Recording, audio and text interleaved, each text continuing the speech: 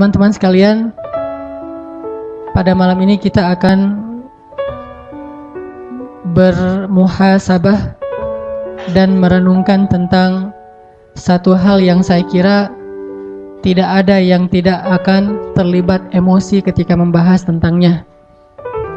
Satu tema yang bagi saya pribadi, tema yang sangat emosional. Mau dibuat poster kayak gimana pun, mau diistilahkan dengan judul apapun, tetapi ketika ada kata ibu dan ayah, maka itu akan langsung menyentuh sisi-sisi emosional kita semua. Karena tidak ada satupun di antara kita yang ada di rumah Allah ini, bahkan di bumi ini, yang tidak punya ayah dan ibu. Bahkan yang tidak mengenal ayah dan ibunya sekalipun, tetapi sejatinya Allah Subhanahu wa Ta'ala tidak menjadikan dia dari batu. Dan dia tumbuh menjadi dewasa seperti saat sekarang ini juga bukan karena dia tumbuh secara otodidak sendiri. Jadi kalau kita merasa saya tidak kenal ayah saya tidak kenal ibu saya misalnya, dan mungkin gak ada di sini, kalaupun ada, maka sesungguhnya ayah ibu kita itu adalah mungkin bukan yang melahirkan kita, tetapi yang membesarkan kita dan berkorban untuk itu. Maka saya kira tema tentang birrul walidain, uququl walidain, berbakti dan durhaka kepada kedua orang tua adalah secara pribadi tema yang paling emosional. Tema yang semua kita mengalaminya. Dan biasanya tema ini akan diwarnai dengan penyesalan. Bukan diwarnai dengan rasa syukur, tetapi penyesalan lebih besar dari rasa syukur itu. Kita bersyukur Allah Subhanahu wa Ta'ala memberikan kita orang tua. Orang tua kita mungkin sebagian besar di sini orang tuanya muslim. Dan sebagian besar juga orang tuanya adalah orang tua yang bertanggung jawab, yang habis-habisan buat anaknya. Tetapi ada yang lebih besar dari sekedar rasa syukur itu, yaitu penyesalan. Penyesalan karena kita belum sampai hari ini menunaikan hak orang tua kita. Atau lebih penyesalan lagi kalau kenyataannya salah satu atau kedua orang tua kita itu telah tiada, sehingga hampir tidak punya lagi kesempatan bagi kita untuk membaktikan diri dan membalas jasa-jasa mereka. Maka teman-teman sekalian, tadi salah satu guru saya juga, adik saya juga, beliau adalah Bilal Attaqi. Itu sama-sama pakai Attaqi bukan karena keluarga, karena bahasa Instagram. Bilal Attaqi tadi alhamdulillah beliau sedang silaturahim ke saya di Bandung dari Riau, mengimami kita sholat maghrib dan membacakan ayat yang paling jelas tentang berbakti kepada kedua orang tua. Tapi bedanya beliau suaranya lebih powerful. Kalau saya kan suaranya agak-agak nggak jelas gitu ya, kayak habis musim hujan terus becek gitu. Kalau ini suaranya tuh padang pasir, panas dan gahar. Mudah-mudahan tetap membuat kita makin sadar gitu. Ternyata di dalam Al-Quran ayat tentang berbakti kepada orang tua itu luar biasa. Maka untuk itu teman-teman sekalian, mari kita hadirkan hati kita hadirkan perasaan kita buang dulu nih ego kita untuk sejenak aja. Kalau kita susah banget ngebuang ego di hadapan orang tua kita, maka hari ini orang tua kita tidak ada bersama kita sebagian besarnya. Coba buang dulu ego itu. Kita benar-benar memuhasabahi dan mentadaburi tentang tema orang tua ini dengan hati yang bersih. Buang semua rasa sakit hati tentang orang tua kita. Buang semua tentang unek-unek di dalam diri kita terhadap orang tua kita. Hari ini kita hanya ingin mencari tahu tentang betapa lemahnya, betapa zalimnya kita kepada orang tua kita, tanpa berbicara sedikit pun tentang kesalahan orang tua kita, karena emang itulah pantasnya. Allah Subhanahu wa Ta'ala sendiri tidak mengatakan di dalam ayat tadi tentang dosa orang tua, kesalahan orang tua. Murni Allah mengatakan tentang kewajiban anak dan dosa anak kepada orang tua. Untuk itu mari kita ulangi lagi tadi ayat yang dibaca di sholat maghrib. Silahkan buka mushaf, baik mushaf yang lembaran ataupun yang ada di HP. Surat Al-Isra, surat 17 Surat Al-Isra ayat 23. Kita baca bareng-bareng nih. Surat tentang orang tua kita. Surat Al-Isra surat 17 ayat 23.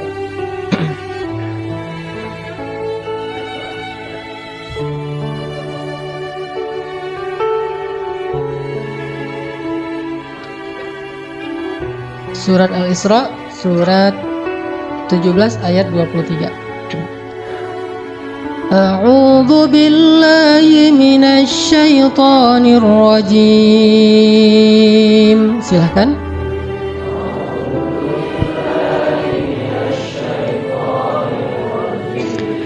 Bismillahirrahmanirrahim.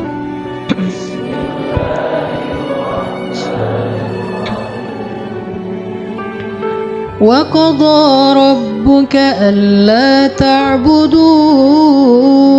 إِلَّا إِيَّاهُ وَبِالْوَالِدَيْنِ إِحْسَانًا.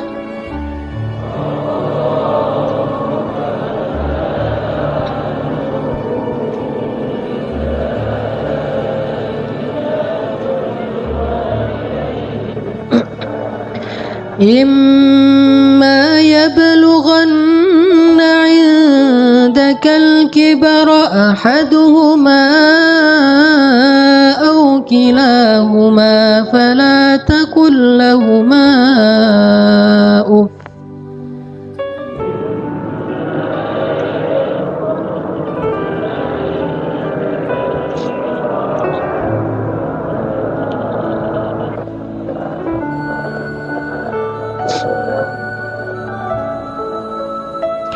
إِمَّا يَبْلُغَنَّ عِندَكَ الْكِبَرَ أَحَدُهُمَا أَوْ كِلَاهُمَا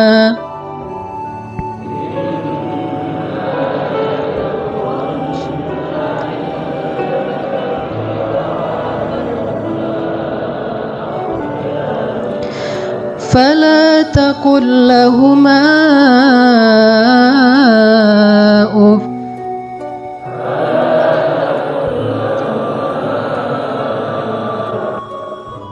ولا تنهرهما وقل لهما قولا كريما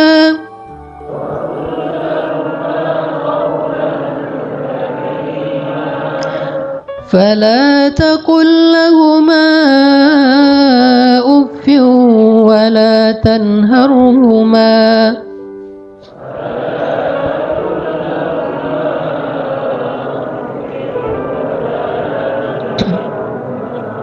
وقل لهما قولا كريما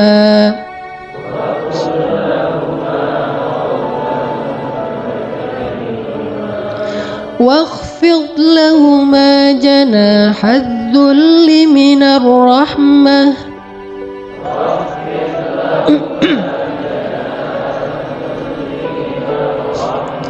وقل رب ارحمهما كما ربياني صغيرا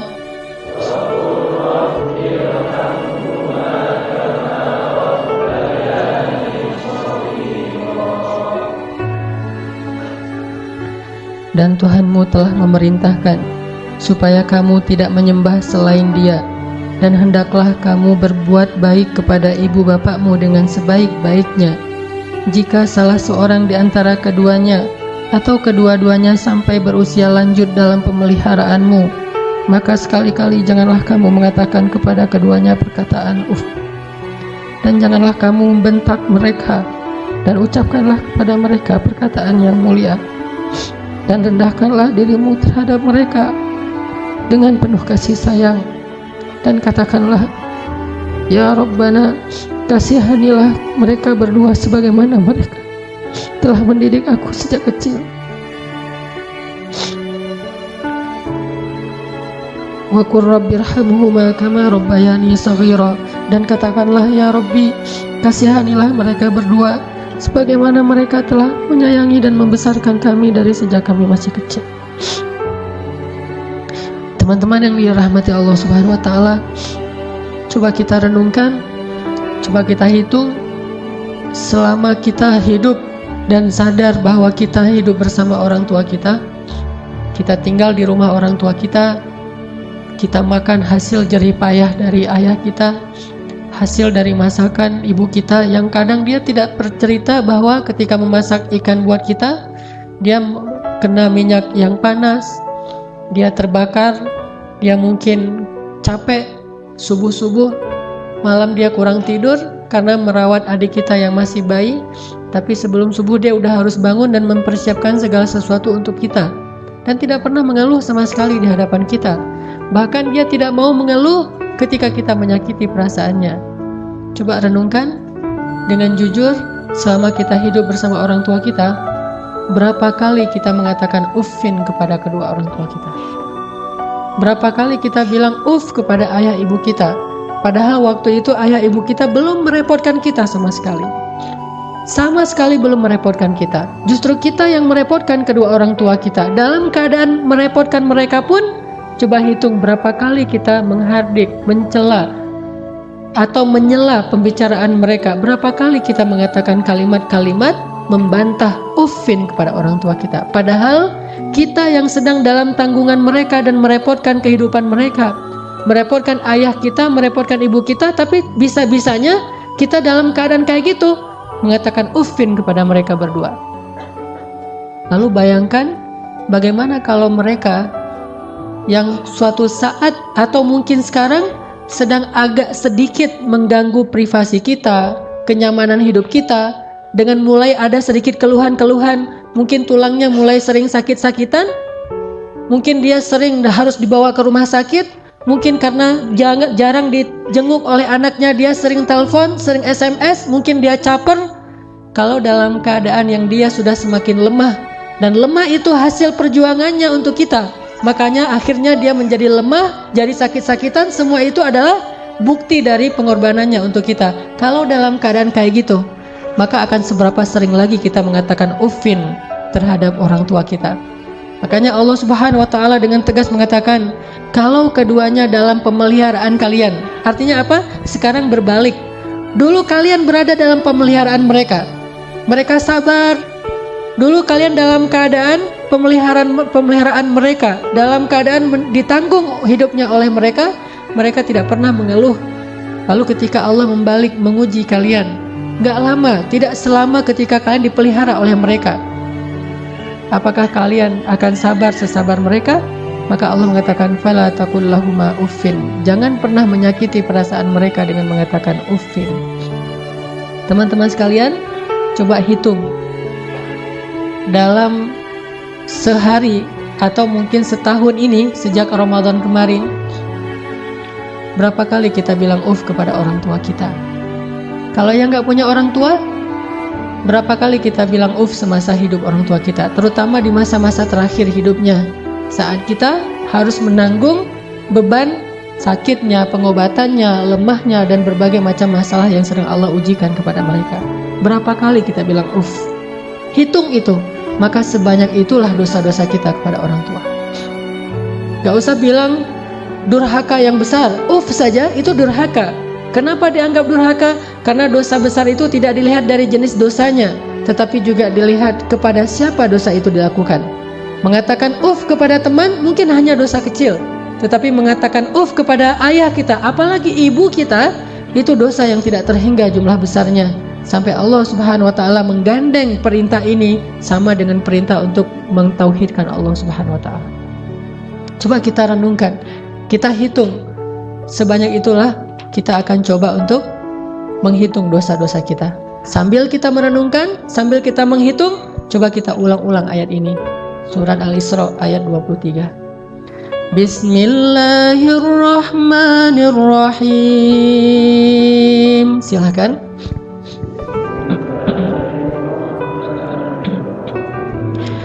Wa qada rabbuka alla ta'budu illa iyyahu wa bil walidaini ihsana.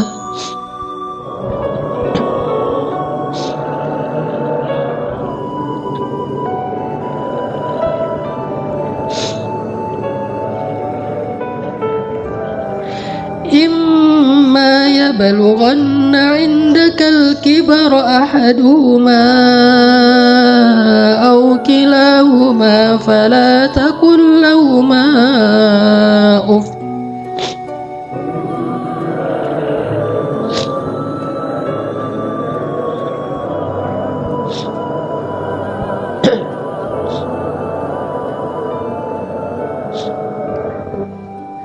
Coba ingat, seandainya orang tua kita mulai sepuh, udah tua renta, apakah pernah ada adegan dalam kehidupan kita membentak orang tua kita sampai orang tua kita merasa ketakutan kepada anaknya sendiri? Orang tua kita nggak berani untuk mengatakan keinginannya, ingin dibuatkan atau ingin dimasak, ingin dibelikan satu masakan kesukaan dia. Saking takut dan saking kagetnya orang tua kita terhadap sikap kita yang pernah memarahi, membentak, bahkan kadang mencela orang tua kita. Coba ingat adegan itu yang pernah terjadi di suatu pagi di rumah kita kepada orang tua kita. Adegan yang pernah terjadi di suatu malam di hadapan orang tua kita. Bahkan kadang kita pernah memarahi orang tua kita sampai dia malu di hadapan orang banyak, di hadapan saudara-saudara kita, di hadapan saudara-saudaranya, di hadapan orang banyak yang dia tidak kenal, mungkin di jalan, mungkin di pasar, mungkin di mall, mungkin dimanapun. Karena kita kecewa kepada orang tua kita, lalu kita marahi orang tua kita habis-habisan di depan orang banyak, sampai orang tua kita merasa sedih, kecewa, lalu merasa takut kepada anak yang dulu sering dia gendong, anak yang dulu dikecup keningnya. Tetapi ketika anak ini merasa sudah mampu, sudah punya segalanya, dan orang tuanya dalam keadaan lemah, dengan sombong dia membentak orang tuanya, dengan sombong dia memarahi orang tuanya tanpa pernah peduli dan tidak pernah lagi ingat bagaimana dulu dia diperlakukan oleh ayah ibunya. Ingat, adegan itu pernah terjadi dalam kehidupan kita. Kalau kita merasa kita tidak pernah melakukan itu, mungkin kita adalah seorang pelupa. Saya kira orang seperti kita yang dulu pernah masa-masa kelam, pernah nggak stabil emosinya, pernah mengalami masa-masa sulit. Saya kira semua kita pernah ngalamin masa ketika kita benar-benar menyakiti perasaan ayah dan ibu kita. Kita buang semua jasa mereka, lalu kita mengatakan kalimat-kalimat yang seolah-olah kita adalah anak yang tidak pernah mendapatkan kebaikan dari orang tua kita. Ayah kita diam ketika dimarahi oleh kita, dan dia tidak pernah mengatakan, dulu kamu pernah seperti ini tapi saya sabar. Dulu saya habis-habisan berkorban untuk kamu, saya korbankan semuanya, saya siang malam mencari nafkah untuk kamu. Ayah kita tidak pernah mengatakan itu di hadapan kita. Dia tetap sabar menanggung semua ucapan-ucapan dan bentakan dari anaknya. Apalagi ibu kita. Apakah dia mengandung kita 9 bulan hanya untuk ketika kita lahir lalu membentaknya? Dia mengandung kita 9 bulan dalam kepayahan, gak bisa duduk, gak bisa tidur, gak bisa berdiri, jalan kemana-mana berat. Apakah hanya untuk melahirkan seorang anak yang congkak, sombong, yang kemudian membentak ibunya hanya karena kesalahan kecil yang dilakukan ibunya? Ingat, adegan itu pernah terjadi dalam kehidupan kita. Lalu coba baca perintah Allah. Sehingga pantas jika Allah Subhanahu wa Ta'ala sangat murka kepada anak sesoleh apapun dia, ahli tahajud sekalipun, tinggal di Masjidil Haram sekalipun, kalau dia durhaka kepada ayah ibunya, ini tidak ada nilainya di mata Allah Subhanahu wa Ta'ala. Imma yablughanna 'indakal kibara ahaduhuma aw kilahuma fala taqul lahumā uff.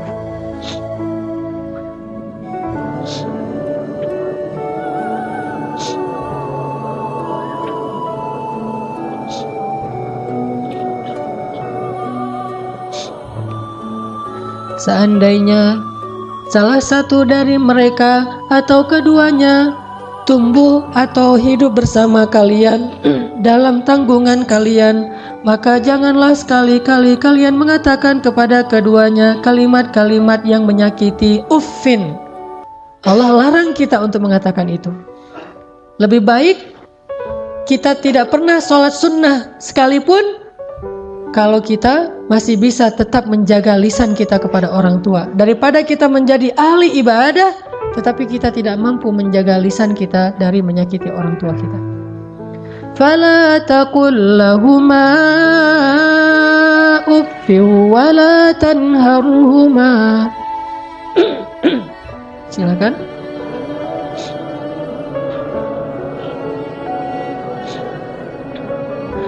فلا تقل لهما أف ولا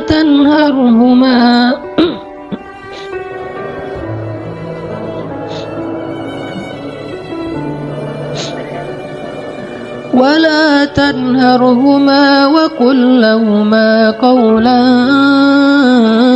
كريما.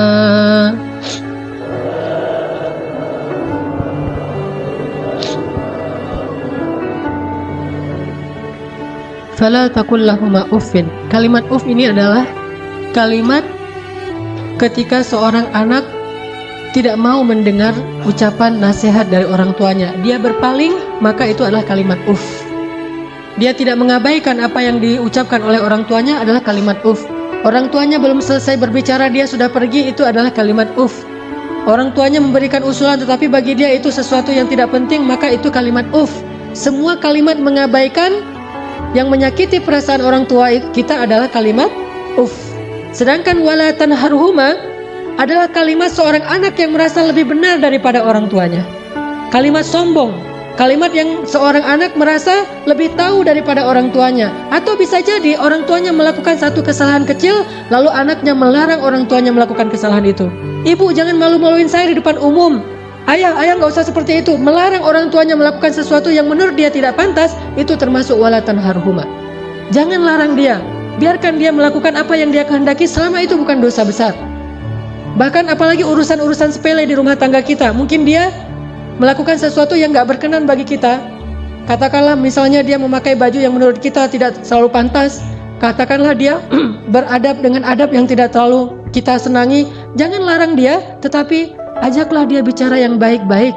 Jangan pernah melarang dia melakukan sesuatu yang membuat dia merasa disalahkan, yang membuat dia merasa sensitif, karena semua itu masuk wala tanharhuma. Terus apa yang harus kita lakukan? Wa qul lahuma qawlan karima. Katakan kepada keduanya ucapan yang karim, ucapan yang mulia. Bagaimana ucapan yang mulia? Disertai dengan senyum dari anaknya, dengan suara yang lemah lembut, dengan tetap menjaga perasaan orang tuanya. Itulah qaulan karimah.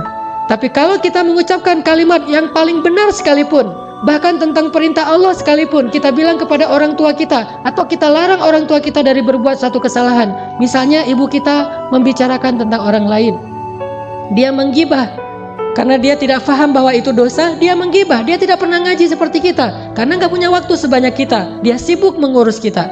Suatu saat dia menggibah tentang saudaranya, tentang keluarga, tentang orang lain, maka jangan larang dia dengan cara yang membuat dia merasa sakit hati, membuat dia merasa tersinggung. Walaupun dia salah dan kita yang benar, kita mengatakan kalimat yang baik, yaitu kalimat yang ibu jangan menggibah orang lain, ibu itu dosa besar dan seterusnya, membuat dia sedih, itu termasuk wala tanharhuma. Terus apa yang harus kita katakan? Katakan qaulan karima.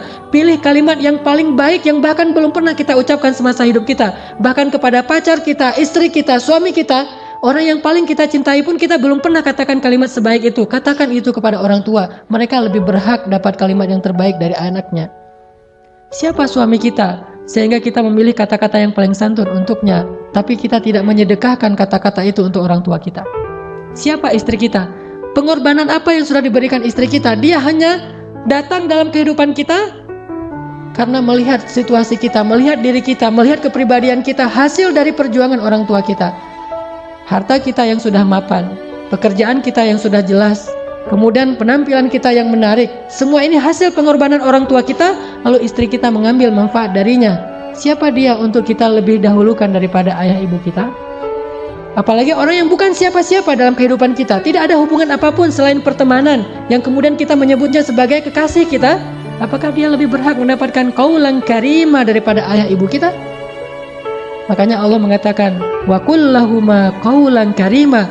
Selalu tersenyum ketika berbicara kepada orang tua kita, bahkan dalam kondisi ketika kita tidak nyaman perasaannya, dalam kondisi kecewa sekalipun, dalam kondisi tersinggung sekalipun, kita berhak untuk tersinggung, tetapi kita tidak berhak untuk mengekspresikannya di hadapan orang tua kita. Wajar manusia tersinggung, wajar manusia kecewa, tetapi kita tidak berhak sama sekali mengekspresikan kekecewaan itu di hadapan orang tua kita. Kenapa? Allah katakan wa qul lahuma qaulan karima wa la tanharhuma.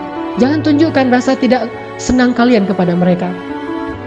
Apalagi kalau orang tua kita sudah mulai pikun, banyak kesalahan yang dia akan lakukan. Dia datang kepada kita punya budaya di keluarga bersama istri kita dan anak-anak kita. Dia datang dan melakukan hal-hal yang tidak sesuai dengan budaya di rumah kita. Kalau ayah kita seorang laki-laki yang perokok misalnya, maka dia merokok di sembarang tempat, lalu dia tidak pakai asbak, dia buang puntung rokoknya atau mungkin debu dari rokok itu di mana-mana. Karena kita merasa bahwa rumah kita tidak punya budaya seperti ini, kita marah kepada orang tua kita. Tetap jangan marahi dia, wala tanharhuma, jangan cela dia, jangan marahi dia, kata Allah SWT, walaupun dia melakukan kesalahan sekalipun.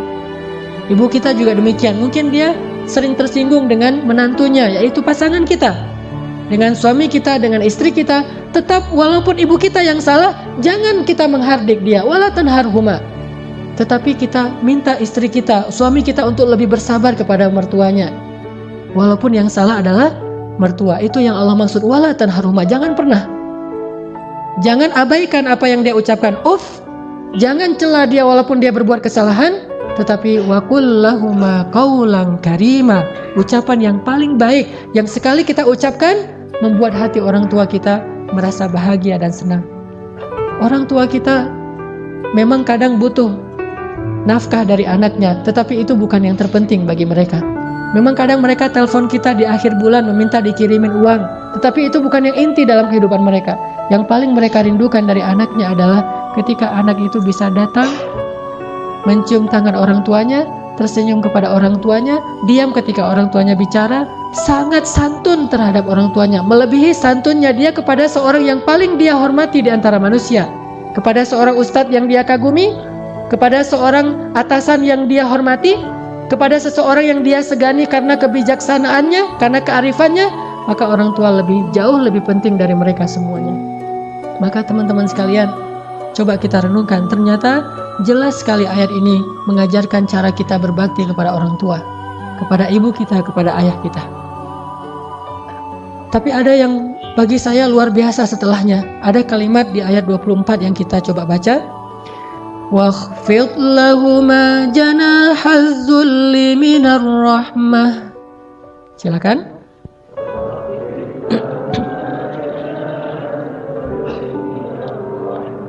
Wakhfid lahuma janahaz zulli minar rahmah.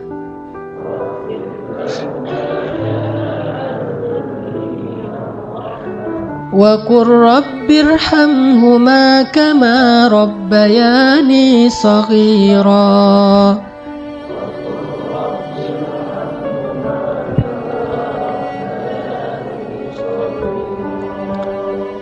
Dan rendahkanlah dirimu terhadap mereka berdua dengan penuh rasa kasih sayang. Rendahkan dirimu.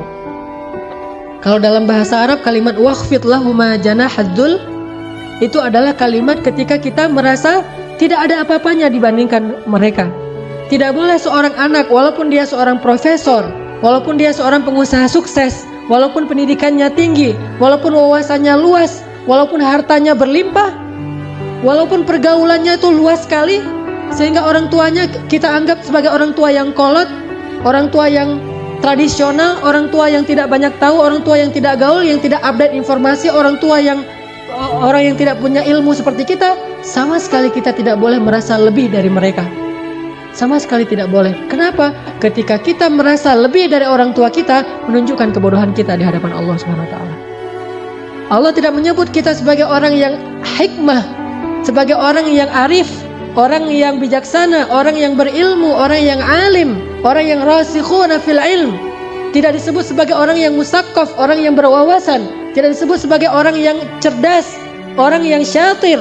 Tidak disebut itu di dalam Al-Quran kalau kita tidak bisa merendahkan diri kita di hadapan orang tua kita. Bukan rendah hati, bahkan rendah diri di hadapan orang tua kita. Orang yang cerdas itu bagi Allah adalah orang yang rendah diri di hadapan ibu bapaknya. Dia merasa bahwa dia tidak lebih tahu daripada orang tuanya. Walaupun dia tahu lebih daripada orang tuanya, tetapi dia tidak pernah merasa lebih tahu daripada orang tuanya. Sehingga ketika orang tuanya bicara, dia bisa menghargai semua yang diucapkan orang tuanya. Tidak mengatakan, itu nggak penting. Apa yang diucapkan orang tuanya menurut dia sesuatu yang tidak realistis. Zaman sudah berubah dan seterusnya dan seterusnya. Bahkan secara tidak sengaja kadang kita mentertawakan ucapan orang tua kita. Kita mentertawakan kekolotan orang tua kita yang kadang-kadang tidak dia sengaja dia tunjukkan di hadapan kita dan anak-anak kita. Bahkan kadang kita mengajak pasangan kita, kita mengajak anak-anak kita untuk semuanya mentertawakan nenek mereka, mertua mereka, ayah atau ibu kita di hadapan orang banyak. Bakti seperti apa ini? Seorang anak kepada ayahnya dan kepada ibunya. Ketika kita sama-sama bersama keluarga kita, anak kita yang udah pintar megang gadget, istri kita yang di tangannya selalu ada HP, sementara kita juga sibuk dengan pekerjaan kita. Apa yang ada di tangan ibu kita? Foto anaknya, foto kita ketika kita masih kecil. Dia rindu masa-masa ketika dia bisa memeluk anaknya yang sudah lama tidak memeluknya. Tapi dalam situasi kayak gitu kita mentertawakan orang tua kita. Siapa kita? Apakah kita menjadi seperti sekarang ini tanpa pengorbanan dari mereka? Maka Allah mengatakan wakhfid lahuma janahadzulli minar rahmah. Rendahkan dirimu di hadapan orang tuamu beserta dengan kasih sayang. Rendahkan diri dengan kasih sayang. Bahkan kalau kata Nabi, ketika ada seorang laki-laki yang menawarkan diri untuk berjihad bersama Rasulullah, Rasulullah bertanya, apakah ibumu masih hidup? Dia mengatakan, ya Rasulullah, ilzam rijlaiha. Apa kalimatnya? Ilzam rijlaiha. Ilzam itu adalah terus menerus.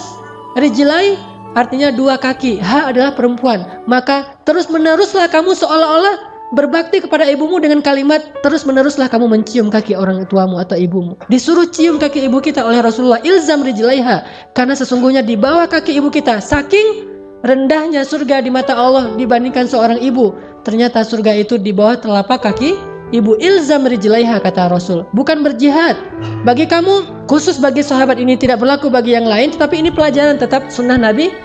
Bukan jihad yang terpenting bagi dia, karena dia belum baik kepada ibunya. Bukan berdakwah kepada banyak manusia yang terpenting bagi dia amalannya. Bukan tahajud, bukan ibadah, bukan ke masjid setiap 5 waktu dalam sehari. Tetapi amalan yang paling penting bagi laki-laki ini adalah ilzam rijlai ummika. Maka ilzamlah, tunduklah kamu, dan selalulah kamu berada di kaki ibumu. Selalulah kamu berada di kaki ibumu. Gak pantas bahkan seorang anak dengan kesombongan dia duduk di atas, ibunya di bawah. Atau setidaknya dia berduduk sama rata dengan ibunya. Anak yang paling cerdas, yang paling arif, yang paling dicintai Allah itu justru dia selalu duduk di bawah kaki ibunya. Dia manja kepada ibunya, dia memijit-mijit kaki ibunya yang mungkin dulu di masa yang dia masih kecil lelah. Bukan lelah sekarang, apa sih ibu mah kerjaan dari pagi tidur aja. Mungkin sekarang dia tidak lelah karena dia sudah tidak banyak pekerjaan, tetapi dia pernah sangat-sangat lelah ketika membesarkan kita. Maka kalau dulu kita tidak pernah memijit kakinya, sekarang kita balas. Kita mijit-mijit kaki ibu kita. Kita tanya ibu-ibu mau dipijit di bagian mana, di pundak atau di kaki atau di lengan. Pasti dia akan mengatakan tidak usah. Kalaupun dia meminta, maka kita berbahagia karena ibu kita menunjukkan apa yang harus kita lakukan. Sampai seorang salafus salih, ketika ibunya meninggal, dia menangis. Orang bertanya, ya Syekh, kenapa Anda menangis? Bukankah ibu Anda ini meninggal dalam keadaan baik? Dia orang yang solehah dan seterusnya, dan semuanya juga akan kembali kepada Allah. Kenapa Anda menangis? Apa kata salafus salih ini? Saya menangis karena saya tahu bahwa mulai hari ini pintu surga itu telah tertutup untuk saya. Sejak ibu saya meninggal, berarti pintu surga itu telah tertutup untuk saya. Maka berbahagialah teman-teman sekalian yang masih punya ayah dan ibu. Apalagi ketika ayah dan ibu itu sudah semakin dalam tanda kutip merepotkan kita, maka justru saat itulah Allah Subhanahu wa taala memberikan kita pintu surga yang sangat lapang untuk kita masuki. Bersabarlah dalam menghadapi berbagai macam perangai mereka. Walaupun mereka menyakiti perasaan kita, jangan tunjukkan itu di hadapan mereka. Wakhfid janahak, tundukkan diri kita. Kalau perlu cium kaki orang tua kita. Terus terakhir Allah katakan, wa qur rabbir hamhuma kama rabbayani shaghira. Ya Allah, sayangilah kedua orang tua saya sebagaimana mereka membesarkan saya sejak kecil. Sayangi mereka ya Allah. Itu kalimat yang paling besar yang bisa kita ucapkan untuk orang tua kita ketika mereka tidak bersama kita, baik mereka masih hidup atau sudah wafat sekalipun. Katakan itu selalu di dalam doa kita, baik ketika sujud atau di luar sujud, di luar sholat. Wa qur rabbirhamhuma kama rabbayani shaghira. Itulah teman-teman, mudah-mudahan kita malam ini Allah beri hidayah untuk lebih sadar, membuang ego kita, Dan kalau perlu malam ini juga kita menelpon orang tua kita. Kalau yang dekat datangi orang tua kita. Kalau tidak ada orang tua, mertua kita, karena itu juga orang tua kita, cium kaki mereka, pijit kaki mereka, minta maaf kepada mereka, minta ampun kepada mereka. Mudah-mudahan keridhaan mereka akan menurunkan keridhaan Allah dan rahmat kepada kita. Insya Allah kita lanjutkan setelah sholat Isya. Teman-teman sekalian, marilah kita buka firman Allah di dalam surat Luqman, surat 31 ayat 14 dan 15. Surat Luqman masih tentang ayat berbakti kepada kedua orang tua yang ada di surat Luqman, surat 31 ayat 14 dan 15. Bismillahirrahmanirrahim.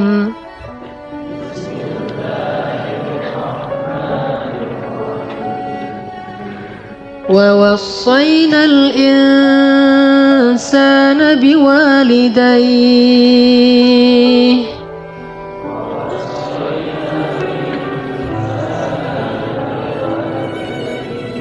حملته أمه وهنا على وهن وفصاله في عامين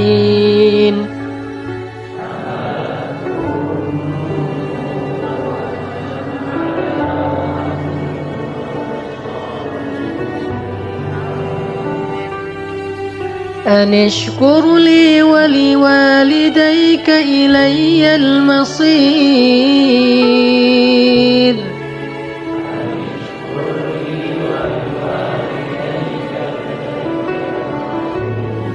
وإن جاهداك على أن تشرك بي ما ليس لك به علم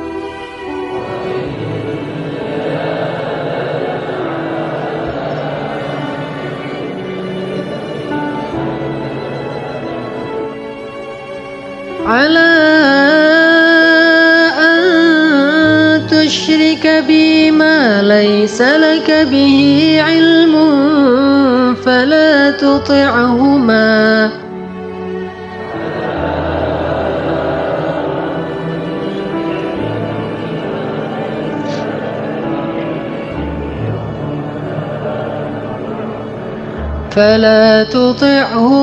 وصاحبهما في الدنيا معروفا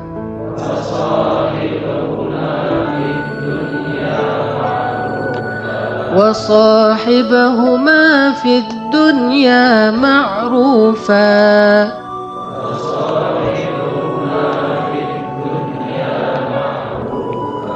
واتبع سبيل من أناب إلي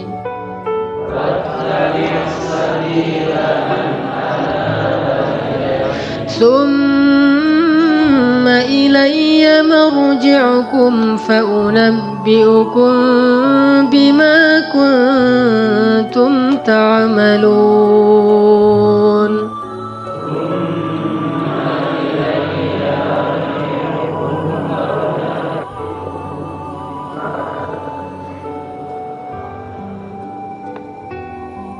Dan kami perintahkan kepada manusia agar mereka berbuat baik kepada dua orang ibu bapaknya. Ibunya telah mengandungnya dalam keadaan lemah yang bertambah-tambah dan menyapihnya dalam 2 tahun. Bersyukurlah kepadaku dan kepada kedua orang tuamu, hanya kepada akulah kamu dikembalikan. Dan jika keduanya memaksa kamu untuk mempersekutukan aku dengan sesuatu yang kamu tidak punya ilmu tentangnya, maka janganlah sekali-kali kamu mengikuti keduanya, tetapi tetaplah temani keduanya di dunia dengan baik, dan ikutilah jalan orang yang kembali kepadaku, kemudian hanya kepadakulah kembalimu, maka kuberitakan kepadamu apa yang telah kamu kerjakan.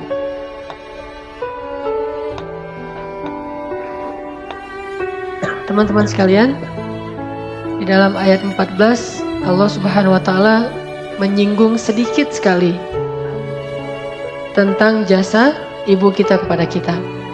Yaitu yang paling luar biasa adalah ketika ibu kita mengandung kita dalam keadaan kepayahan. Apalagi kalau misalnya yang tahu bahwa dulu orang tua kita itu susah, orang tua kita itu miskin, orang tua kita itu serba kekurangan, dan saat sedang mengandung kita, ibu kita itu dalam keadaan sangat-sangat kurang gizinya. Dia lemah karena kurang makanannya, karena kurang gizinya, kurang vitamin, tetapi tetap berusaha untuk terus bisa memberikan yang terbaik buat anaknya. Tetap berusaha untuk berikhtiar. Bahkan dia menjaga dirinya agar jangan sampai karena kesalahannya terus bisa berakibat kepada anaknya. Bisa membuat kita cacat. Kalau ibu kita nggak jaga makan, mungkin kita bisa cacat. Kalau ibu kita nggak menjaga pola hidupnya, mungkin kita nggak akan normal. Intinya orang tua kita sejak mengandung kita itu udah berkorban untuk kita, terutama ibu kita. Dan nggak lepas juga dari pengorbanan ayah kita. Udah gitu menyapih di sini mulai dari sejak menyusui sampai selesai disapi. Ini artinya bahwa Allah Subhanahu wa Ta'ala ingin mengingatkan kita sebagai anak, jangan lupa kepada jasa orang tua. Dan bentuk ingatnya jasa orang tua itu adalah bentuk syukur kita kepada mereka. Apa kata Nabi? Man la yashkurun nas la yashkurullah. Siapa yang tidak bisa bersyukur kepada manusia atau berterima kasih kepada manusia, maka dia tidak bisa bersyukur kepada Allah. Jadi kalau kita ingin bersyukur kepada Allah, maka kita salah satu bentuknya adalah bersyukur kepada manusia. Dan orang yang paling berhak untuk kita syukuri nikmatnya adalah ibu dan ayah kita. Bersyukurlah kepada mereka, lalu kepada Allah Subhanahu wa Ta'ala pastinya, maka Allah Subhanahu wa Ta'ala akan menambahkan nikmat kepada kita. Arti bersyukur, setidaknya kita mengakui bahwa orang tua kita itu berjasa dalam hidup kita. Karena dalam syukur itu ada 3 rukun syukur, ada 3 syarat syukur. Kalau 3 syarat ini tidak terpenuhi, maka kita tidak disebut orang yang bersyukur. 1, i'tiraf. I'tiraf itu artinya mengakui. Orang tidak disebut bersyukur kepada Allah kalau dia mengaku bahwa nikmat ini hasil jerih payah dirinya sendiri, hasil kreasinya sendiri, hasil kehebatan dia, bukan dari Allah. Ini nggak bersyukur, walaupun dia bilang alhamdulillah. Tetapi kalau dia nggak mengatakan hadza min fadli rabbi, seperti kata Sulaiman, ini anugerah dari Allah bukan karena saya, seperti kata Zulkarnain, maka itu baru disebut bersyukur, i'tiraf. Maka bersyukur kepada orang tua berarti kita mengakui bahwa orang tua kita sangat berjasa kepada kita. Kalau kita melupakan itu, kita mengabaikan itu, kita mendelete, kita menghapus semua kebaikan orang tua kita dalam sejarah hidup kita, maka kita sudah kurang 1 rukun syukur, disebut tidak bersyukur kepada orang tua. Dan itu durhaka. Yang kedua rukun syukur itu selain i'tiraf adalah tahadduts bin ni'mah. Kita membicarakan nikmat itu. Dan salah satu bentuk membicarakan nikmat atau tahadduts bin ni'mah kalau kepada Allah itu adalah dengan menampakkan nikmat itu di hadapan orang banyak. Sebagaimana Utsman bin Affan memakai pakaian yang baik, pakaian yang baru, pakaian yang rapi.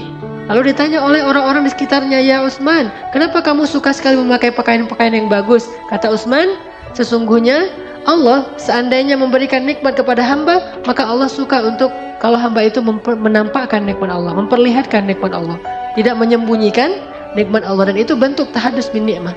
Selain ngebicarain, bisa juga dengan cara menampakkan, mendemokan.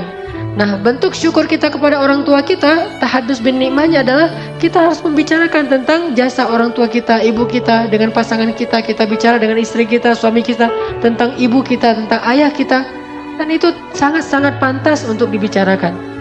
Atau kita tunjukkan bahwa ini hasil dari perjuangan ayah dan ibu saya dalam bentuk mendemokan kasih sayang mereka dalam kehidupan kita. Terus yang ketiga, rukun syukur itu adalah tasrif fi mardhatillah, membelanjakan nikmat itu kepada hal yang diridhoi oleh Allah. Berarti kalau bersyukur kepada ibu dan ayah kita, kita gunakan semua kebaikan yang telah diamanahkan oleh orang tua kita terhadap hal-hal yang disukai dan disenangi oleh orang tua kita. Sehingga kalau orang tua kita Ibu kita mengandung, kita menyusui, kita memberi kita vitamin sampai kita menjadi sehat, IQ kita bagus, kita cerdas. Lalu semua itu membuat kita menjadi sombong, bahkan mencela orang tua kita. Ini tidak masuk rukun syukur, tidak tasrif fi mardatillah, tidak membelanjakan nikmat itu kepada hal yang diinginkan oleh pemberinya. Maka kalau kita sadar bahwa kita dapat semua jasa dari orang tua kita, kemudian kita mengekspresikannya dalam bentuk demo kehidupan kita, maka yang terakhir adalah kita mencoba untuk menggunakan semua potensi baik dan nikmat itu ke dalam hal-hal yang diridhoi oleh orang tua kita. Ini syukur, kata Allah. Terus di ayat 15 Allah katakan, kalau keduanya memaksa kamu, jahadak. Memaksa itu ada yang dengan cara baik. Kalau dengan cara baik itu namanya bukan maksa, membujuk. Yang namanya memaksa itu dengan cara yang tidak baik, dengan membentak, dengan memukul, dengan mengancam. Siapa yang diancam dan disakiti oleh orang tuanya sendiri? Ibrahim. Qala araghibun anta an alihati ya Ibrahim. Hai Ibrahim, kenapa kamu benci sekali dengan Tuhan-Tuhanku ya Ibrahim? La illam tantahi la arjumannaka wahjurni maliya. Kalau kamu gak berhenti ya Ibrahim, aku rajam kamu. Gimana dirajam? Diikat di pohon kurma, kemudian dilemparin rame-rame sama dengan batu. Ya Ibrahim, kalau kamu tidak berhenti, aku rajam kamu. Atau pergilah kamu, terusir dari negeri Irak sejauh-jauhnya. Apa kata Ibrahim? Ibrahim berkata, Qala salamun alaik. Ini teladan kita, Nabi Ibrahim. Qala salamun alaik. Salam, kalimat yang baik kepada ayahnya yang udah mengancamnya, yang udah menyiksanya, yang udah membakarnya, lalu mengusirnya. Dalam keadaan terusir dari rumahnya, dari negerinya bersama istri tercinta Sarah, Ibrahim mengatakan, salamun alaik ya abati. Salam bagimu hai abati, semoga ayah selamat, semoga ayah selamat. Ya abati, lima ta'budu ma la yasma' wa la yubsir wa la yughni 'anka syai'a. Masih menggunakan bahasa yang karimah, bahasa yang lembut. Ya abati. Dalam bahasa Arab memanggil ya abi itu sudah lembut, tetapi ini lebih lembut dari ya abi, yaitu ya abati. Ya abati, padahal ayahnya memanggil Ibrahim bukan ya bunayya, bukan anakku tersayang, tapi ya Ibrahim, panggilan yang kasar sekali. Lalu ancaman yang sangat luar biasa, diusir, disakiti, disiksa, termasuk diserahkan kepada Namrud untuk dibakar. Ayahnya memfitnah Ibrahim, tetapi panggilannya ya abati inni akhafu an yamassaka 'adzabun minar rahman. Wahai ayahku tersayang, aku khawatir ayah nanti akan diazab oleh Allah karena dosa-dosa ini. Wahai ayahku, dengan panggilan yang lembut. Ketika diancam dia mengatakan, Qala salamun alaik. Salam, semoga ayah tetap selamat, semoga ayah selamat. Kemudian Qala salamun alaik. Sa'astaghfiru laka rabbi innahu kana bi hafiya. Ya Allah, ampunkanlah ayah saya. Ya Allah, ampunkanlah ayah saya. Terus mendoakan ayahnya. Wa a'tazilukum. Terpaksa aku harus meninggalkan kalian dengan apa yang kalian sembah, dan aku akan menghadapkan diriku kepada Allah. Gak sama sekali menyakiti perasaan ayahnya, gak sama sekali mengatakan ya kafir. Padahal ayahnya seorang penyembah berhala, bahkan yang membuat berhala itu untuk disembah, lalu mengajarkan kaumnya cara menyembah berhala buatannya sendiri. Azar. Kenapa dia tidak mengatakan wahai orang yang paling kafir, yang lain kafir, kamu yang paling kafir, kamu yang membuat Tuhan-Tuhan palsu, lalu kamu mengajarkan ritual cara menyembah Tuhan palsu, kamu juga ikut memimpin menjadi imam mereka dalam menyembah Tuhan yang palsu. Ya kafir. Tidak. Ya abati salamun alaik. Wahai ayahku tersayang, keselamatan bagimu. Sa'astaghfiru laka rabbi. Aku akan meminta ampun untukmu wahai ayah. Dia pergi meninggalkan ayahnya dengan sedih. Bukan sedih karena berpisah saja, tetapi sedih belum bisa membawakan hidayah untuk ayahnya. Inilah seorang anak yang paling berbakti pada orang tua. Makanya kata Allah, wa in jahadak. Mungkin kita datang ke Masjid Al-Latif Orang tua kita curiga. Yang dulunya anak saya pulang kuliah langsung pulang ke rumah. Yang dulunya anak saya kalau saya telepon lagi di mana, lagi jalan sama temennya. Sekarang dia sering pulang malam gara-gara ngaji di masjid. Yang pengajiannya ayah kita atau ibu kita belum tahu seperti apa. Mereka takut dengan berbagai macam isu di televisi, apalagi habis kejadian di Paris dan seterusnya, dengan munculnya ISIS dan seterusnya. Ayah dan ibu kita merasa khawatir, dan kadang-kadang ekspresi kekhawatirannya itu agak mengganggu kita, menyakiti perasaan kita, menghalang-halangi kita. Belum disuruh untuk kafir, baru dilarang untuk mengaji, belum dilarang untuk menyembah Allah. Sedangkan ayat ini melarang kita menyembah Allah dan bahkan menyuruh kita untuk kufur kepada Allah. Tapi Allah mengatakan, wasahibhuma fid dunya ma'rufa. Tetap temani, hidup bersama mereka di dunia secara baik. Jangan pernah sakitin mereka, walaupun kafir sekalipun. Yang paling kafir sekalipun. Siapa sahabat yang orang tuanya kafir dan bahkan melarang dia masuk Islam sampai dia nangis-nangis memaksa anaknya kembali kepada agama jahiliyah? Sa'ad bin Abi Waqqas. Ketika Sa'ad bin Abi Waqqas masuk Islam, ibunya ngosel-ngosel. Ibunya keluar rumah, kemudian tidur di halaman rumah. Dia berdebut seluruh tubuhnya, gak mau makan, gak mau minum, dan mengutuk anaknya. Kalau Sa'ad gak mau kembali ke rumah dan kembali ke agama nenek moyang, saya tidak akan pernah makan. Marah-marah gitu. Mendemokan di depan orang banyak, mengatakan Sa'ad sudah lupa. Lihat Sa'ad, sejak dia bergaul dengan Muhammad, dia jadi durhaka kepada ibunya. Dulu Sa'ad itu nggak akan pernah bisa membiarkan saya kayak gini. Sekarang Sa'ad menjadi anak yang durhaka, dituduh dengan tuduhan-tuduhan macam-macam. Tetapi Sa'ad datang dan mengatakan, ya ibu, masuklah. Saya tidak akan masuk. Kamu anak durhaka, mencela ibu saya, ibumu dan nenek moyang orang tuamu. Tetapi Sa'ad tetap mengatakan, ya ibu, mari kita masuk. Ya ibu, mari kita masuk. Kalau saya masuk, kamu harus syirik kepada Allah. Apa kata Sa'ad? Wahai ibu, bagaimanapun apapun yang ibu lakukan, saya tidak akan pernah syirik kepada Allah. Tetapi saya juga tidak akan pernah menzalimi hak ibu. Saya akan terus berbakti pada ibu. Akhirnya lama-lama ibunya luluh dan masuk. Setelah masuk, Sa'ad terus mendoakan kepada Allah untuk kebaikan ibunya. Sampai bahkan salah satu hadis tentang bersedekah atas nama ibu adalah sedekahnya Sa'ad bin Abi Waqqas. Itu hadis bagi sebagian besar ulama bolehnya bersedekah atas nama orang lain atau orang tua, yaitu hadisnya Sa'ad bin Abi Waqqas ketika dia bertanya kepada Rasulullah, ya Rasul, bolehkah saya bersedekah atas nama ibu saya? Rasulullah mengatakan boleh. Lalu Ibnu Qayyim Al-Jauziyah memperluas bab ini menjadi, kalau begitu boleh dengan amal yang lain selain sedekah. Boleh sedekah, boleh sholat, boleh amal-amal sholat yang lain termasuk puasa-puasa sunnah. Semua amalan sunnah menurut Ibnu Qayyim Al-Jauziyah boleh diniatkan atas nama orang tua kita. Walaupun sebagian kecil ulama mengatakan ini tidak bisa, tetapi hadisnya jelas. Sa'ad bin Abi Waqqas saking berbaktinya Sa'ad kepada ibunya, bahkan ibu yang kafir sekalipun. Tetapi akhir ceritanya alhamdulillah dengan seizin Allah, ibunya kemudian mendapatkan hidayah. Begitu juga dengan Abu Bakar As-Siddiq, yang ayah dan ibunya belum beriman. Tetapi ketika Abu Bakar bisa menghadap Rasulullah dengan penuh pengharapan, dalam keadaan sangat akrab dengan Rasulullah, apa yang pertama diminta Abu Bakar? Ya Rasulullah, ajaklah ibu saya untuk masuk Islam. Mudah-mudahan dengan ajakanmu ibu saya mendapatkan hidayah. Itu yang terus difikirkan oleh Abu Bakar. Karena bakti seorang anak yang paling besar kepada orang tuanya adalah membawa hidayah ke dalam hati orang tuanya. Bukan sekedar memberi senyum, walaupun itu sangat-sangat penting yang seperti awal saya bahas tadi. Bukan sekedar menafkahikan, walaupun itu tanggung jawab yang sangat besar bagi kita. Tetapi ada yang lebih penting dari semua itu adalah membawa hidayah kepada keluarga kita. Ayah dan ibu kita dengan doa, dengan akhlak, dengan kesabaran, dengan kesantunan kita kepada orang tua kita. Sehingga orang tua kita akan bertanya, di mana kamu ngaji wahai anak? Nak, kamu ngaji di mana? Kenapa akhlak kamu sudah berubah menjadi jauh lebih baik sekarang? Sudah makin bagus, sudah semakin indah, semakin berbakti pada orang tua. Maka kita mengajak orang tua kita untuk sama-sama mengaji dan belajar tentang agama Allah.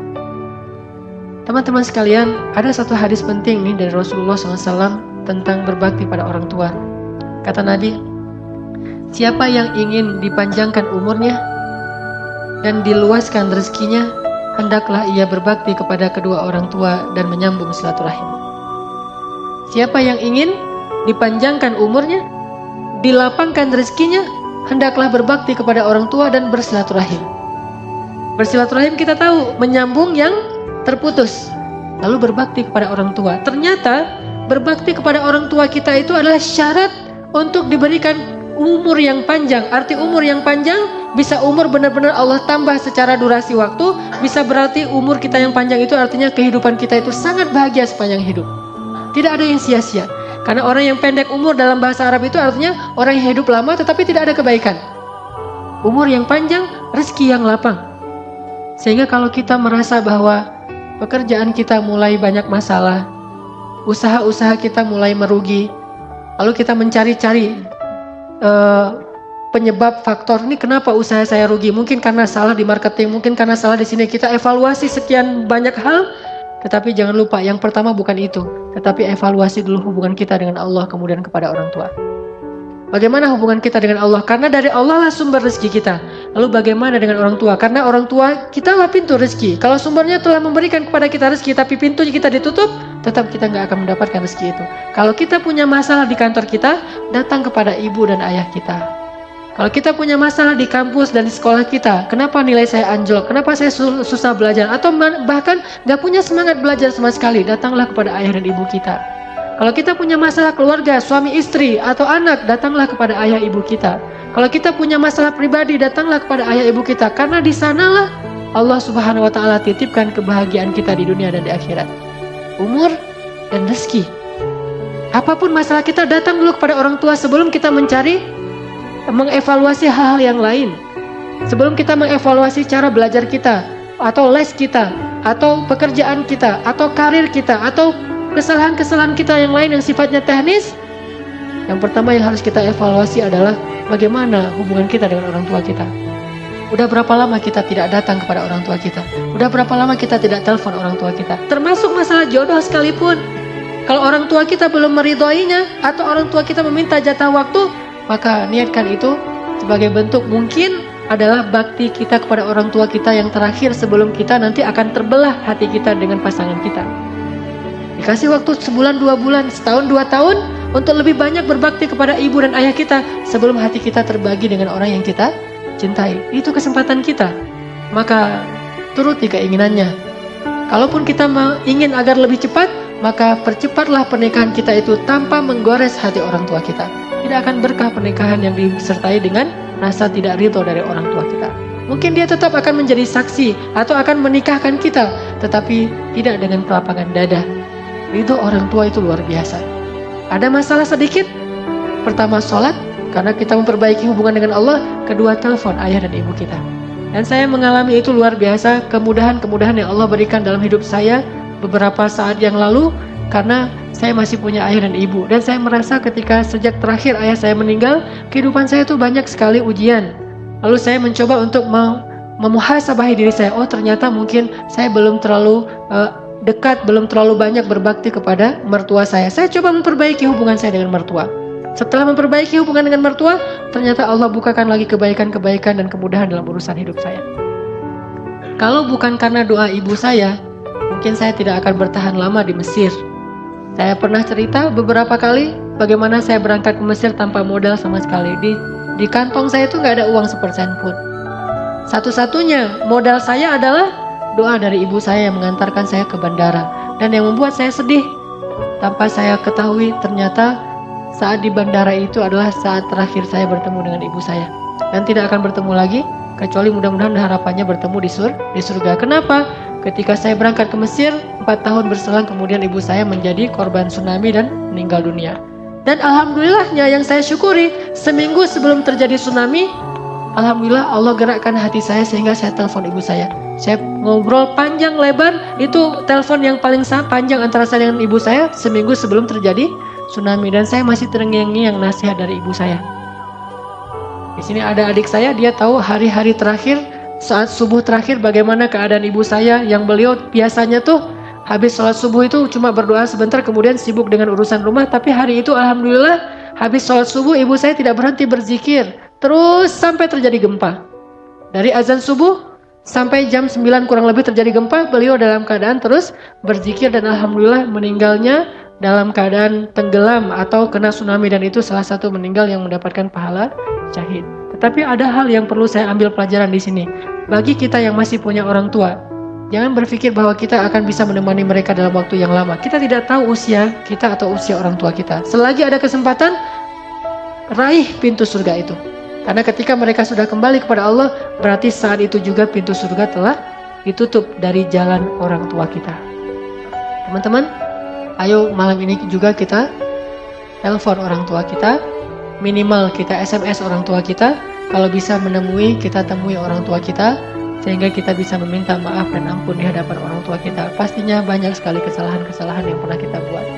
Kalau kita mau tahu gimana beratnya jadi orang tua, bagi yang sudah menikah dan punya anak sekarang ngerasain gimana susahnya jadi orang tua. Saya ngerasain gimana beratnya jadi seorang ayah. Padahal kehidupan saya jauh lebih nikmat ketimbang ayah saya dulu. Ayah saya berangkat ke tempat kerja, beliau tukang pangkas. Beliau berangkat pagi-pagi, pulang malam dengan mengendarai sepeda yang berjarak sekitar 12 km setiap hari. Pulang balik 24 km naik sepeda ontel. Naik sepeda setiap hari. Hujan, panas, dingin, dan beliau tidak punya jas hujan. Sehingga kalau hujan ya sudah hujan. Kehujanan pulang ke rumah dalam keadaan basah kuyup, paling-paling yang beliau tutup, dan saya masih ingat yang sering beliau lakukan tuh kalau lagi hujan besar hanya menutup kepala dengan kain kantong kresek.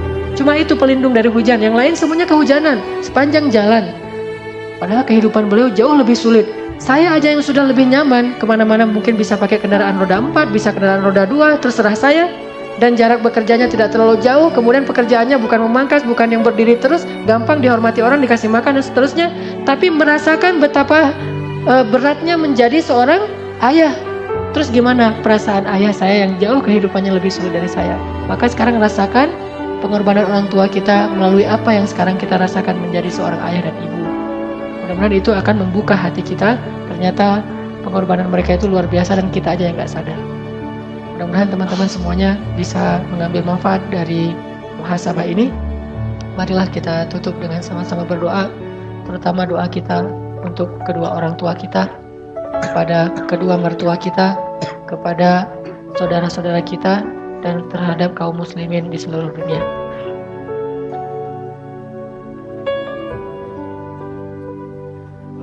Dan juga di sini ada saudara kita yang sedang sakit orang tuanya, yaitu Bapak Haji Undang Misdan bin Sukarta, sedang dirawat di Rumah Sakit Boromeus dalam keadaan sedang sakit keras. Mudah-mudahan Allah Subhanahu wa taala meringankan, mengangkat, menyembuhkan penyakitnya, lalu memberikan pahala dengan ujian sakit ini berupa ampunan dosa dan diangkat derajatnya dan diberikan kesabaran baik bagi beliau maupun bagi keluarganya.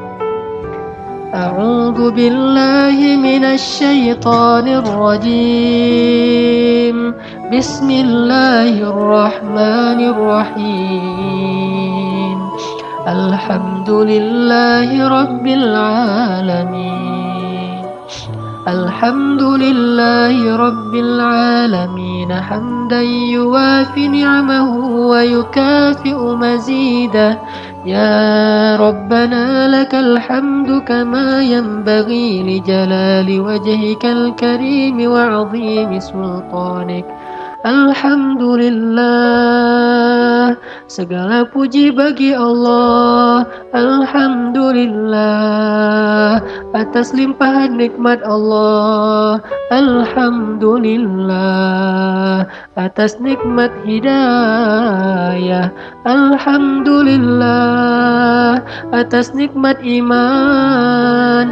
Alhamdulillah, atas nikmat Islam. Alhamdulillah, atas nikmat taubah. Alhamdulillah, atas nikmat hijrah. Alhamdulillah, atas nikmat Al-Quran. Alhamdulillah, atas nikmat ibadah. Alhamdulillah, atas nikmat keluarga. Alhamdulillah, atas nikmat keluarga. Alhamdulillah, atas nikmat diberikan seorang ayah. Alhamdulillah, diberikan ibu yang paling mencintai kami. Alhamdulillah, diberikan malaikat pasangan kami. Alhamdulillah, diberikan anak-anak penyejuk hati kami. Alhamdulillah,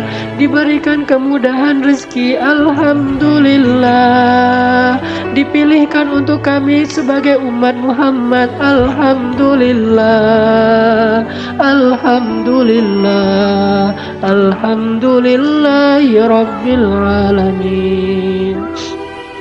Allahu Allahumma ighfir lana dhunubana ya Allah, ighfir lana dhunubana ya Allah, ighfir lana dhunubana ya Allah.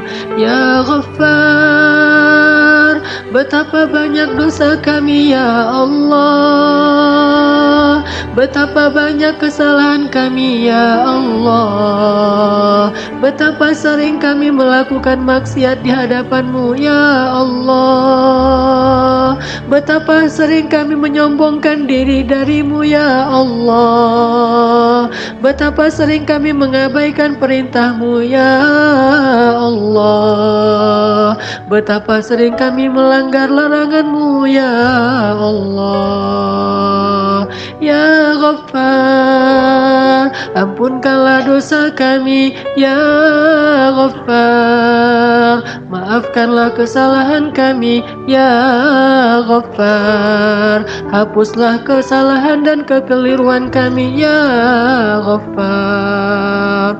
Ya Allah, maafkanlah kedurhakaan kami kepada ibu kami ya Allah, maafkanlah kedurhakaan kami kepada ayah kami ya Allah. Sering kami menyakiti perasaan mereka ya Allah, sering kami menyakiti perasaan ayah kami ya Allah, sering kami menyakiti perasaan ibu kami ya Allah. Tapi doa-doa mereka terus mengalir dan dilantunkan untuk kebaikan kami ya Allah. Ya Allah, kami durhaka kepada ayah kami ya Allah, kami melupakan jasa mereka ya Allah, kami menuduh mereka zalim padahal mereka berkorban untuk kami ya Allah. Maafkanlah kesalahan kami kepada ibu kami ya Allah, kami pernah membentak mereka ya Allah, kami pernah mentertawakan mereka ya Allah, kami pernah membuat mereka ketakutan ya Allah, kami mengabaikan mereka ketika mereka membutuhkan kami ya Allah, kami mengabaikan mereka dan lebih memilih urusan kami daripada mereka ya Allah, kami lebih memilih urusan sekolah kami daripada mereka ya Allah, kami lebih memilih urusan pertemanan kami daripada mereka ya Allah, kami lebih memilih urusan pekerjaan kami daripada mereka ya Allah, kami lebih memilih urusan keluarga kami daripada mereka ya Allah. Ya Maafkanlah kami ya Allah. Ya Allah, Ya Maafkanlah kami ya Allah. Kami lebih memilih kesenangan kami ya Allah. Kami pura-pura sibuk padahal kami tidak terlalu sibuk ya Allah. Kami pura-pura tidak ada waktu padahal kami punya banyak waktu luang untuk hal lain ya Allah. Kami membiarkan mereka sakit sendiri dan hanya dirawat oleh seorang pembantu ya Allah. Kami hanya menelpon dari kejauhan dan tidak mendatangi mereka ketika mereka butuh kami ya Allah. Maafkan kami ya Allah. Bahkan ketika mereka wafat kami tidak datang untuk mensalati mereka ya Allah. Ketika mereka wafat kami tidak memandikan mereka ya Allah. Padahal ketika nafas terakhir mereka hembuskan hanya kami yang mereka ingat ya Allah. Ya Allah, Ya Allah, Ya Allah, Allahumma ighfirli waliwalidayya waliwalidayya Rabbi ighfirli waliwalidayya waliwalidayya. Ya Allah, ampunkanlah dosaku dan kedua orang tuaku ya Allah. Waliwalidayya ya Allah, waliwalidayya ya Allah. Rabbi ighfirli waliwalidayya ولوالدي وارحمهما كما ربياني صغيرا. Mari kita ucapkan doa ini bersama-sama. Rabbighfirli waliwalidayya waliwalidayya. Ingat wajah ibu kita. Waliwalidayya. Rabbighfirli waliwalidayya. Ingat wajah ayah kita. Waliwalidayya. Ingat wajah ibu kita. Waliwalidayya. Rabbighfirli waliwalidayya. Ingat ketika kita menyakiti perasaan mereka. Ingat ketika kita mengucapkan kata-kata yang menghardik mereka. Ingat ketika kita mengacuhkan mereka. Ingat ketika kita menzalimi hak mereka.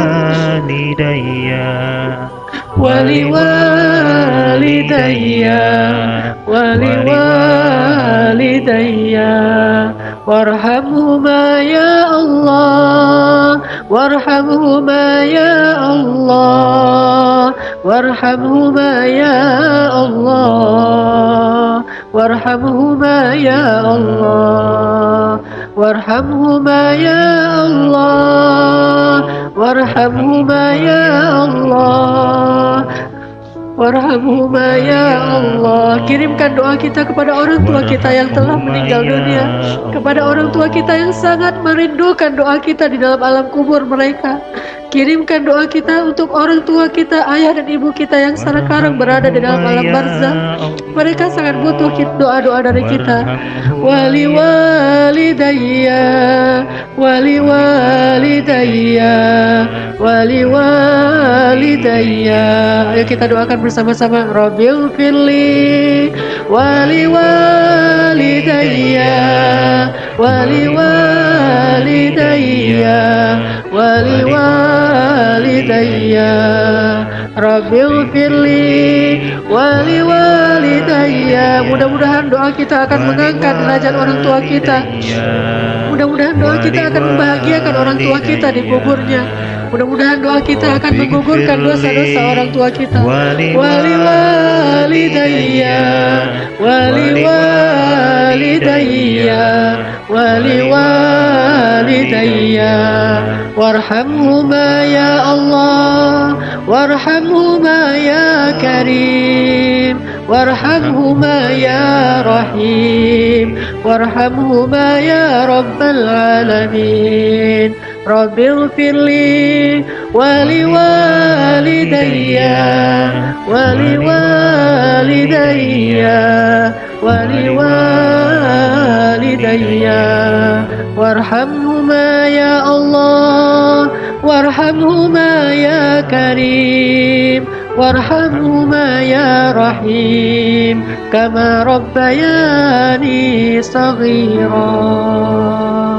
Allahumma firli wa liwalidayya warhamhuma kama rabbayani saghira. Rabbana hab lana min azwajina wa dhurriyyatina qurrata a'yun waj'alna lil muttaqina imama. Ya Allah, jadikanlah kesalahan-kesalahan kami kepada orang tua kami tidak lagi terulang kepada anak-anak kami ya Allah. Kedurhakaan kami kepada ayah ibu kami tidak lagi terulang kepada anak-anak kami ya Allah. Jangan Engkau jadikan kekasaran sifat kami kepada orang tua kami ditiru oleh anak-anak kami kepada kami ya Allah. Anugerahkanlah kepada kami anak-anak yang berbakti kepada kedua orang tuanya ya Allah. Rabbana atina fid dunya hasanah wa fil akhirati hasanah wa qina adzabannar.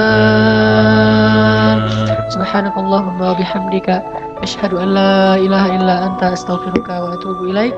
Assalamualaikum warahmatullahi wabarakatuh.